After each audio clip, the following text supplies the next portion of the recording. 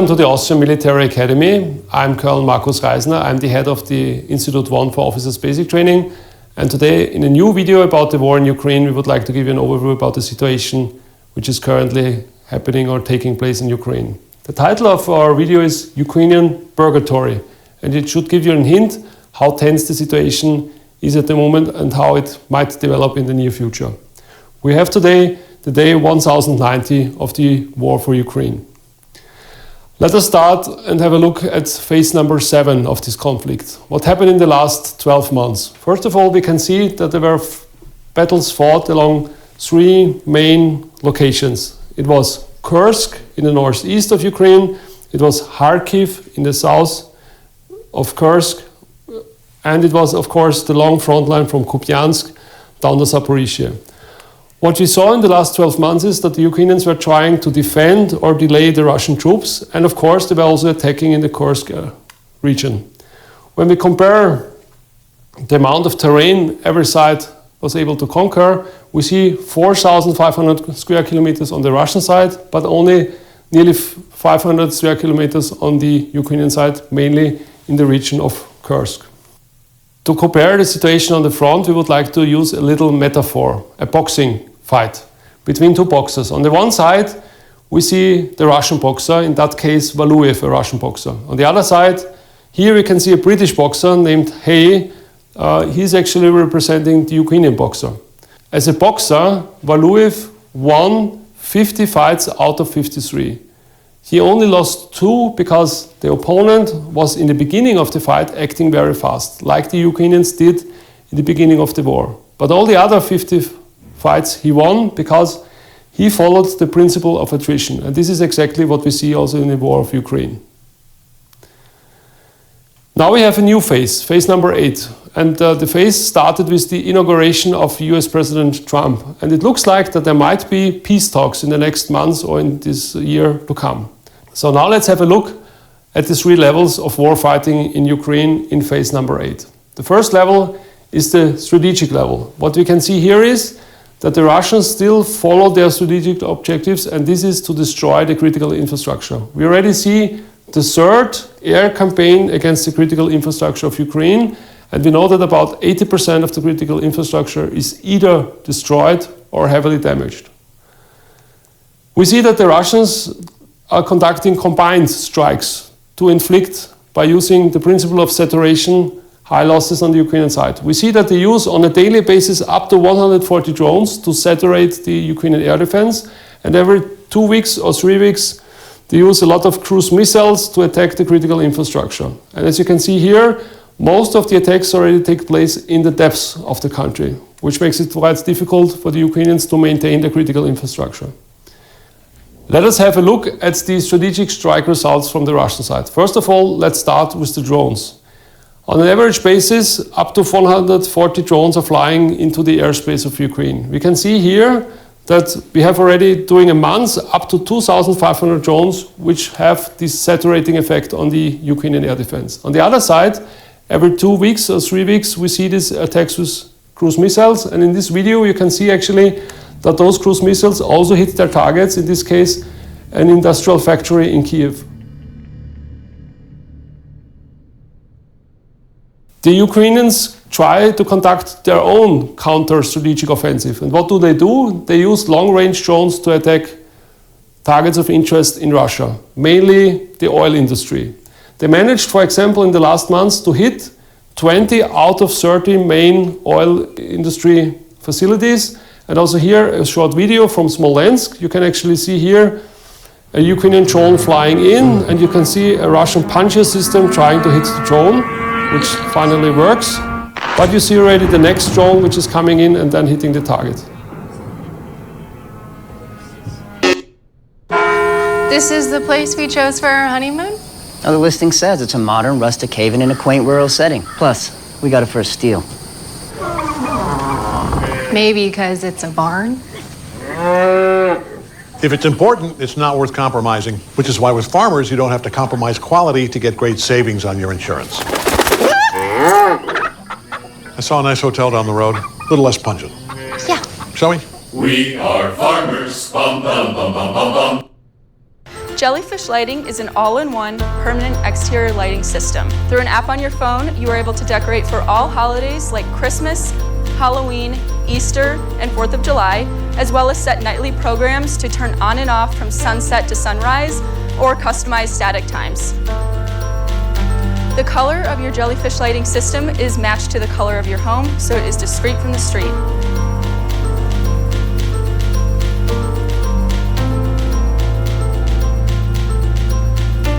For the last 9 years, I've been scaling this roof, putting up Christmas lights, risking my life.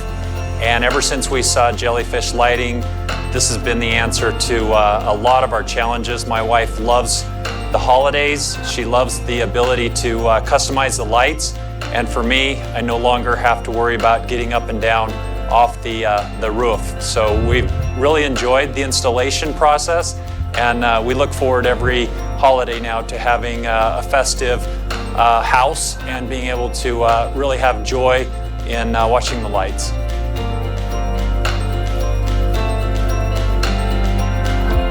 The system is low voltage, using 1 watt per node. It is also rated for 22,000 hours, which equates to about 15 years of regular use.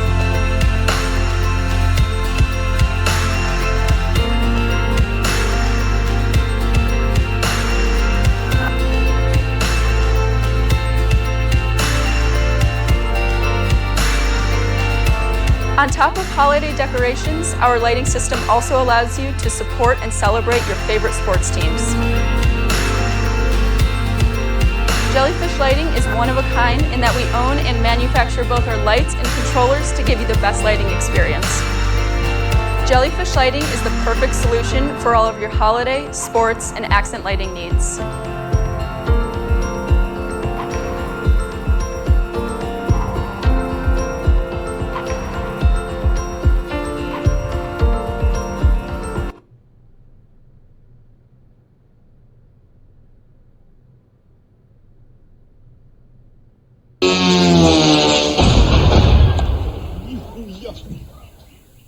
How is it possible for the Ukrainians to conduct this strategic air campaign against the Russians? Because they use very innovative technologies, and by using those technologies they can actually produce long-range strike drones which they use against targets in Russia. But the question is, can the Ukrainians maintain this rate of fire long enough to make sure that the Russians really suffer from these attacks or not? Let us now have a look at the operation level. So that means along the front line. What we can see here is that the Russian side have already up to 700,000 troops which are deployed along the front line. They use operational maneuver groups called Sever, Zapat, Center, Yug, Vostok and Dnieper. On the other side of the front, we see the Ukrainians having about 400,000 troops and another 400,000 troops in reserve or securing the north and northeast of the country. The problem is that the space in between the different, especially brigades, is becoming bigger and bigger, and the gaps are identified by the Russians and they attack by using those gaps. An average brigade of the armed forces of Ukraine is holding a 27-kilometer frontage with just 4 infantry battalions, which gives you an idea how extended those front lines are. While on the other side, the Russians have a constant level of incoming troops from the rear, which reinforce the Russian units along the front line and which makes it possible for them to recover from high losses which they have all over the front. The next important challenge on the operational level for the Ukrainians is the use of gliding bombs from the Russian side. The Ukrainians have the problem that they only have limited air defense. They either use the air defense in the rear of the country to secure the critical infrastructure, or they use them along the front lines. Why do they have to use them along the front lines? Because the Russians use a huge range of different types of these gliding bombs and a huge number. We know that already last year 44,000 gliding bombs were used, of 51,000 which were recorded during the last years. And it is the plan of the Russians to produce up to 70,000 gliding bombs this year. Also here a small video which shows you the use of a gliding bomb, the weight of 3,000 kilograms in flight on the way to the target.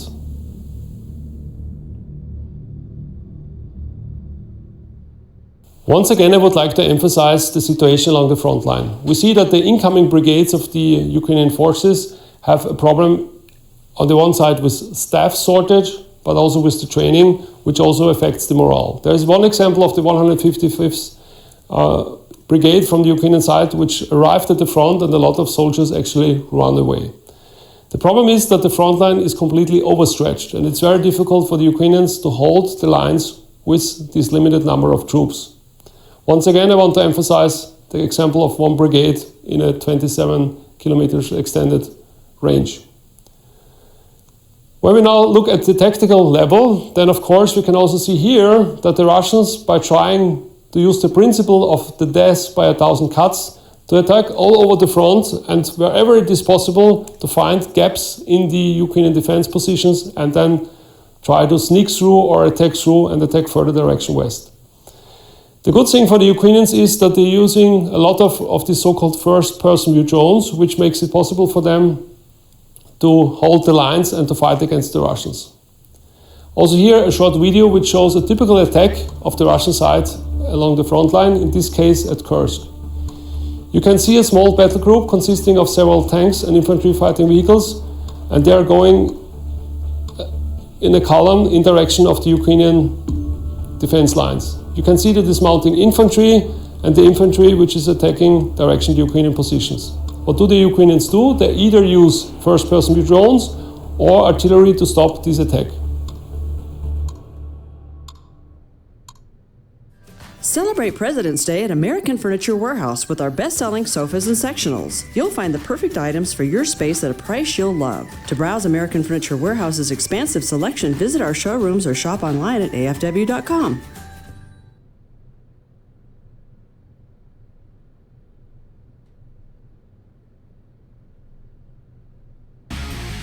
Great materials cost less than you think. From tile to hardwood, laminate to stone, our wide selection saves you time and money. Shop online at flooranddecor.com or step inside your local store today.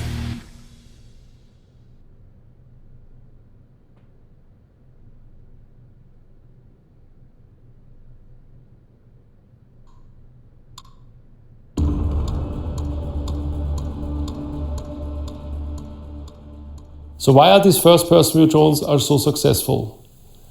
First of all, let us have a look at the front lines. So you can distinguish between several different areas along the front line. So you have a rear area, you have a close area, this is where most of the battles are taking place, and then you have a deep area, this is where the long-range strikes take place. When you look now at the distance, then you can see the farther the distance, the more important is the use of artillery. But the closer the distance, the more the use of first-person view drones is important. And because of the fact that most of the battles are taking place in the close area, the first-person view drones are very important. But nevertheless, the problem of the Ukrainians is they still need artillery to fight against the Russian artillery, and this is where it is becoming problematic because they are still lacking ammunition actually to maintain a constant level of flow to the artillery units. We know that North Korea delivered twice, so in the last year and in the year before, 3 million artillery shells to the Russians, while on the other side, Western countries delivered last year 1.6 million artillery shells to the Ukrainians, and in the year before 1.3 million. The use of first-person view drones is really a nightmare for both sides. We can see that both sides are using very innovative ideas and methods to counter these drones. One example we can see here. So you can actually see the Russian side who is trying to secure a line of communication by the use of nets. So they use the netting actually to make sure that no drone can attack one of the vehicles on this line of communication. We also know that about 60 to 80% of all first-person view drones don't hit their target, but still 60 and up to 70% of all damaged and destroyed vehicles are the result of first-person view drones. And this gives you an idea how important these drones are. So now let's have a look in detail on certain parts of the front. Let's start in the north, at Kursk. What we can see here is that the Russians are trying to attack Kursk from different directions. Ukrainians try to hold this terrain as long as possible to have it maybe as a bargaining chip in possible future negotiations. The Ukrainians tried 3 times to counterattack. Last year to the west, of the penetration area. Just a couple of weeks ago to the northeast of the penetration area, and the last attack we have seen to the southeast of the penetration area. We would like to show you a few pictures of the third Ukrainian attack and how the Russians tried by the use of first-person drones to counterattack. As you can see here in these videos, Russian wired first-person drones are attacking Ukrainian tanks or vehicles. I would like once again to emphasize the importance of these drones, because by using these drones you can actually counter the electromagnetic spectrum, and this makes it so important for both sides to use them in the battle.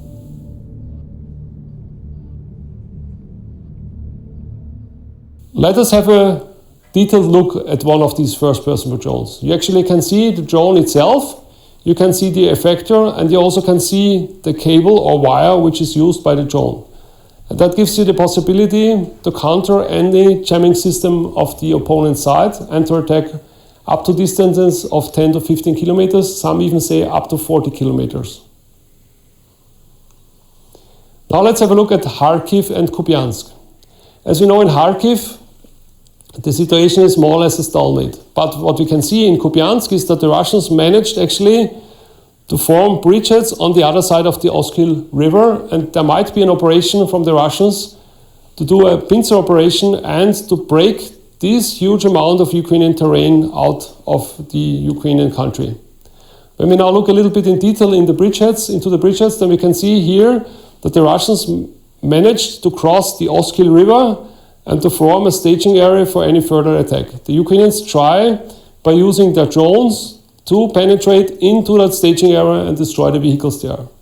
The same situation we also see in Chasiv Yar. Also here the Russians managed to overcome the situation along the Seversky Donbass Canal, and they managed to form bridgeheads on the other side of the canal at the heights of Chasiv Yar. They're already controlling a significant part of Chasiv Yar and have a clear view direction west. The situation is even more tense at Pokrovsk. After the breakthrough at Ocheretne, the Russians advanced further direction west. They bypassed the city of Pokrovsk and started to cut the first lines of communications into Pokrovsk. Pokrovsk is an important city because it's an important logistic hub for the Ukrainians, and it might be also an important logistic hub in the future for any Russian operations in direction west and the oblast of Dnipropetrovsk. We can see the hotspots here to the southwest of Pokrovsk, and we also see it to the direction of east, direction Toretsk. Another cauldron was formed by the Russians in the last months in the area of Kurakhove, and it pretty much collapsed completely already. There are only small fights in the area of Dachne, west of Kurakhove. The fight in the Donbass is especially raging around little heights or hills, like you can see here in Toretsk. Toretsk is completely destroyed, but you can see here in the rear these little hills, which are very important for both sides, because if you have these hills under control, then you can control the immediate surrounding. This is why there's a lot of intensive fighting going on around these hills. The real estate market is rapidly shifting, so if you're thinking about selling a house anywhere in or around Denver, including the blue areas on this map, and you want... If you now summarize what I have said in the last minutes, then we can say very clearly that also the last 12 months were more or less a war of attrition. And we can see that it's especially a question of time and resources, and of course of morale, who will be the winner in that conflict. And that brings me back to the picture I have shown you already before, the fight between the Russian boxer against the Ukrainian one, and who will prevail. Now let's jump from Ukraine into the heart of Europe. Just recently the Munich Security Conference took place, and what we have seen here is that there was some kind of a political earthquake developing. First of all, it started with some words Trump said in direction of the Europeans. The question is Trump on the side of the Europeans or not? It became more detailed when representative of the US government visited Munich. First of all, we had the visit of the defense minister, who said very clearly that a return of Ukraine to the pre-2014 borders is an unrealistic objective, and it's just causing more suffering. And this is important, it's not time for the US to step in, no, it's time for the Europeans to step into the arena, so to take responsibility. The next thing is that he said any troops in Ukraine will be not American ones, it will be European ones, and they are not covered by the NATO Alliance Article 5. And this was the last thing the American defense minister said, NATO is nothing for the Ukraine. And this is important because when we look in detail on all the supplies which are coming in from the Europeans and especially from the Americans, then you clearly can see that the most important supplier, of course, is the Americans. So if the Americans step back, the Europeans have to ask themselves, will we fill this gap or not? The next thing which was interesting is that President Trump said he wants his money back. So there was a contract offered to the Ukrainians to exploit minerals and rare earths in the Ukraine.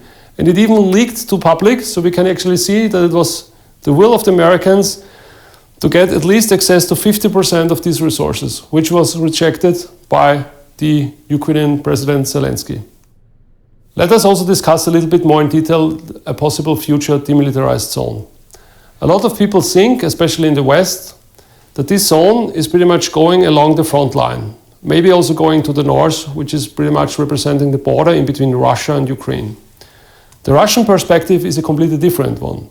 The Russians want to have everything east of Kiev. Why? Because already now it is possible, theoretically and practically, by using long-range weapons like the Storm Shadow, to hit a target by using that rocket from the area east of Kiev in direction of Moscow.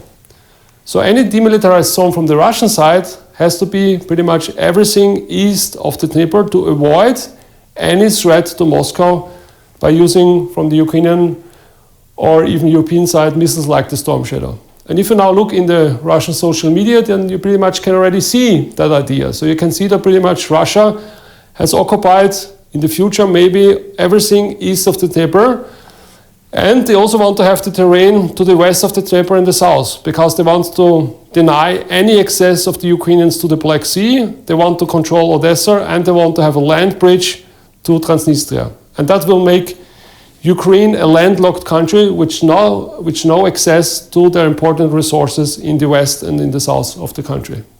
It seems the Europeans still haven't understood what it looks like, and they still haven't understood what these American plans pretty much mean, not only for Ukraine, but also for Europe itself. And of course, there are a lot of questions, especially when it comes to the so-called mission in Ukraine, the use of European troops in Ukraine. Let us once again have a look at the distances. So I have put Ukraine and its borders into the central of Europe. So you can see this long front line from, in that case, Switzerland up to the Czech Republic, 1,100 kilometers, plus another two front lines, one at Kharkiv, to the west of Prague, and one at Kursk, which is pretty much to the south of Berlin. So this is about 1,300 kilometers. The distance from Switzerland to the Czech Republic is already like from Berlin to London, just to give you an idea. And now the question is, these European troops, how many do we have to use along these lines? And especially, it's not only about troops along the lines, but also they need some kind of capabilities in the different domains. For example, a robust air force or something like this. And of course, there is also the question about the mandate. What kind of mandate will they have? Will be the UN Security Council come up with a mandate or not? And these are all questions which are not answered at the moment. But on the other side, we can really see that Putin already has won a big victory. Why? Because President Barack Obama said that Russia is a regional power. He said that in 2014. Now, when you look about the words Trump used referring to Putin, then you can actually see that they are talking about a competitor. So that means he's actually on the same level like the US. You can also see that Trump says that Putin is a world leader, which brings him also on the same level. And of course, that only that country is able to produce peace, which are also able to produce these wire strengths. And this is already a big win for Putin. So he is back in the global arena. That's what he always wanted after 2014. And when we now quote the head of the Munich Security Council at the end of the event, then we can clearly see how difficult the situation has now become for the Europeans. He's actually saying that it has become an European nightmare, and no one knows what the situation will bring in the near future. While the Europeans are still stunned and shocked by the American messages, the hybrid war against Europe is still ongoing. We not only can see that Russia is conducting aimed and targeted sabotage actions against European countries and NATO countries, But we also can see that they are conducting cognitive warfare against our societies. At the end of our today's briefing, I would like to use this AI-generated picture to give you an idea how the world looks like maybe in the future. First of all, this AI-generated picture refers to a very important and prominent historical event. Today, actually, you can see the leader of China, United States, and Russia. And we can see that the world is changing already. So the world-based order is maybe not valid anymore in the future. And the resources are already flowing in different other regions of the world. And this is the important thing for us Europeans, because we have to consider what is our role in the future of the world. That concludes our brief for today. I would like to say thank you very much for your attention and see you the next time.